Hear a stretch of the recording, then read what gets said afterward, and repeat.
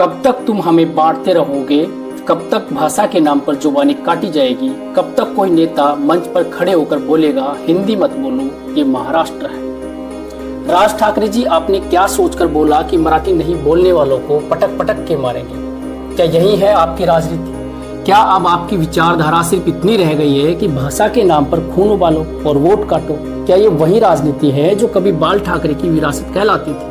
क्या ये वही पार्टी है जिसने मराठी मानुष का स्वाभिमान बचाने का दावा किया था, लेकिन अब वो स्वाभिमान नहीं, सिर्फ भय और घृणा का ठेका बन चुका है? 2008 में आपने यही किया था। रेलवे परीक्षा के बहाने हिंदी भाषियों को पीटा, मुंबई और पुणे की सड़कों पर बाहरी कहकर लाठियां चलाई।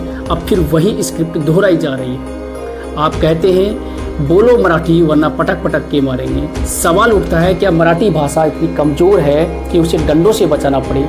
क्या संस्कृति इतनी असुरक्षित है कि उसे हिंसा से संरक्षित करना पड़े? हकीकत यह है कि मराठी भाषा महान है। उसे संत तुकाराम, फुले, सावित्रीबाई, अंबेडकर जैसी क्रांतियों को जन्म दिया। लेकिन अफसोस, अब उसी भाषा को कुछ नेता वोट बैंक के लिए हथियार बना रहे हैं। राज ठाकरे, अगर आपको मराठी से इतना प्यार है तो आपने पिछले 10 वर्षों में कितने मराठी स्कूल खोले, कितनी मराठी किताबों को अनुवाद कराया, कितने मराठी लेखकों को सम्मानित कराया? कितना किया और कितना सिर्फ कहा? आपके पास हर बार चुनाव से पहले एक ही मुद्दा होता है, बाहरी बनाम स्थानीय। क्यों? क्योंकि आप जानते हैं कि विकास के नाम पर आप फेल हो चुके हैं। आपके पास रोजगार, शिक्षा, स्वास्थ्य, इन सब पर कोई योजना नहीं है। इसलिए आप फिर वही पुराना पत्ता खेलते हैं। मराठी मानुष खतरे में है, लेकिन ये बार बार दोहराया गया झूठ अब नहीं बिकेगा। अब जनता पूछेगी मराठी मानुष खतरे में है या आपकी सीट? आपके भाषणों से डर नहीं लगता, अब गुस्सा आता है कि एक ऐसी महान भूमि को जहां से छत्रपति शिवाजी जैसे नायक निकले, उसी भूमि से अब भाषा के नाम पर गाली और धमकी निकल रही है। राजनीति की गिरावट की पराकाष्ठा देखनी हो तो आज के महाराष्ट्र में देखिए, जहां बेरोजगारी बढ़ रही है, जहां किसान आत्महत्या कर रहे हैं, जहां नौजवान बाहर जाने को मजबूर है और नेता वो कह रहा है बोलो मराठी नहीं तो मारेंगे।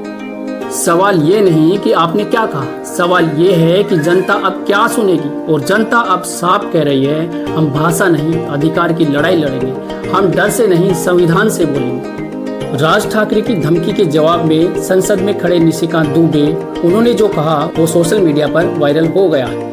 आप लोग हमारे पैसे पर जिंदा हैं, आपकी राजनीति सस्ती है। क्या ये भाषण सचमुच जनता की आवाज था या एक और राजनीतिक स्टंट?